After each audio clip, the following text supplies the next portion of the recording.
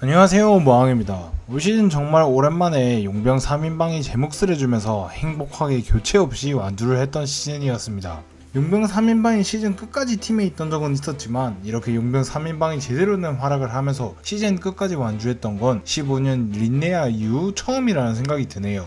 그렇다면 올 시즌 활약을 바탕으로 당연히 3명 모두 재계약 방향으로 가지 않을까 싶습니다. 하지만 이에 대해서도 찬반이 갈리고 있죠. 오늘은 이에 대한 이야기를 해보려 합니다. 반즈는 미국에서 안 데려가면 무조건 재계약, 레이에스는 대기록을 세웠는데 안 잡으면 바보, 이런 식으로 생각이 되고 있는데 저도 그렇고 많은 팬들이 윌커슨에 대해서는 상당히 생각이 많아지고 있는데요. 시즌 초반 교체 이야기가 나올 정도로 어느 정도의 부침이 있었지만 결국엔 좋은 성적과 함께 시즌을 완주했죠. 이닝 1위, 9이닝당 본래 최소 1위, 탈삼진 5위, 다승 7위, ERA 11을 기록하며 전체 투수들 중 WAR 2위라는 대단한 퍼포먼스를 보여줬습니다. 특히 볼넷을 내줄 바엔 홈런을 맞겠다며 볼넷을 혐오하던 그의 마인드와 실제 볼넷 비율은 롯데 팬들을 충분히 만족시켰고 평균 6이닝 이상은 기본으로 먹어주며 불펜이 약한 롯데에서 많은 이닝을 책임져 주기도 했던 정말 감사한 투수이죠. 이 기록들만 본다면 오히려 재계약을 안 하는 게 이상할 정도입니다. 다만 이렇게 이야기가 나오는 것은 나이로 인한 기량 저하가 걱정되는 것이겠죠.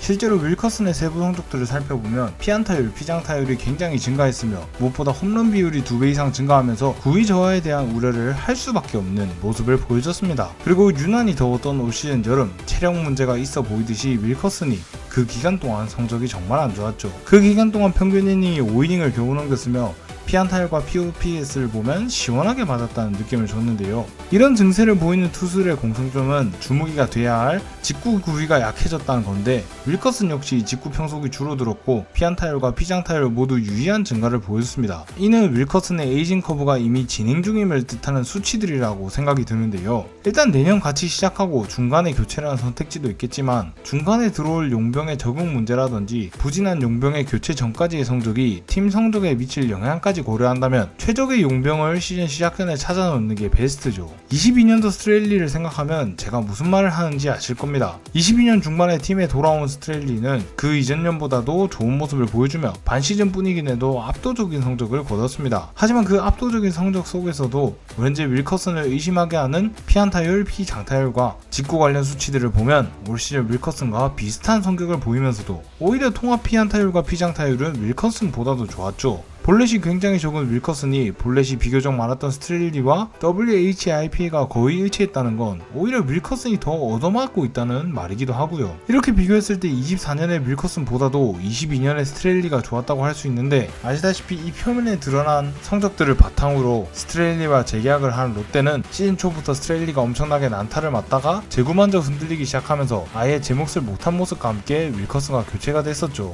다행히 교체되어 온 윌커슨이 지금까지 잘해오고 있지만 당시 스트레일리의 초반 부진은 23년 롯데의 초반 상승세가 꺾이는데 한몫했고 결국 돈을 그렇게 쓰고도 가을 야구 탈락이라는 치욕스러운 행보에 가담했었습니다. 그렇게 이런 스트레일리의 사례를 생각했을 때 윌커슨이 올해도 잘했으니까 내년도 잘할 거라는 안일한 생각에 빠져있지 말고 나이와 이런 세부 스탯에서 보이는 우려점들을 생각하고 더 좋은 용병을 탐색은 해봐야 한다고 생각합니다. 그간 롯데의 용병 컨택이 실패가 많아서 당장 이보다 좋은 용병을 찾을 수 있을까 싶어 안전빵으로 그냥 윌커슨으로 가면 좋겠다는 생각도 했지만 늘 롯데의 용병 투수들을 보면 잘하긴 해도 다른 팀 용병 투수들처럼 압도한다는 느낌은 아니었습니다. 늘 구속은 좀 느려도 안정감이 있는 유형들로 완벽한 피칭을 이어간다기보다는 조금은 꾸역꾸역이라는 느낌도 있었죠.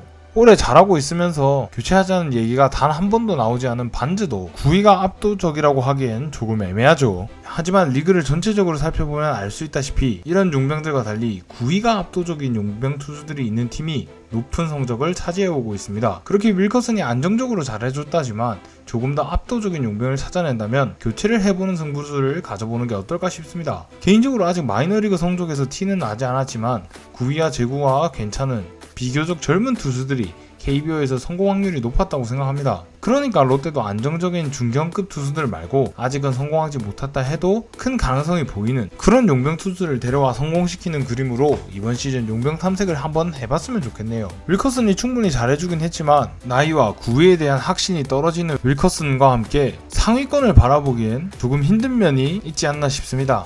물론 롯데 입장에선 안전빵으로 윌커슨이 재계약하고 내년에도 잘하면서 전력 이탈 없이 시즌을 맞이하는 것이 가장 베스트겠지만, 저는 정말 롯데가 상위권을 원하고 있다면 윌커슨 교체라는 다소 강한 승부수 역시 던져볼만 하다는 생각이 듭니다. 여러분, 윌커슨 선수의 재계약에 대해 어떻게 생각하시나요? 지금까지 머왕이었습니다. 감사합니다. 돌아와요, 우사랑의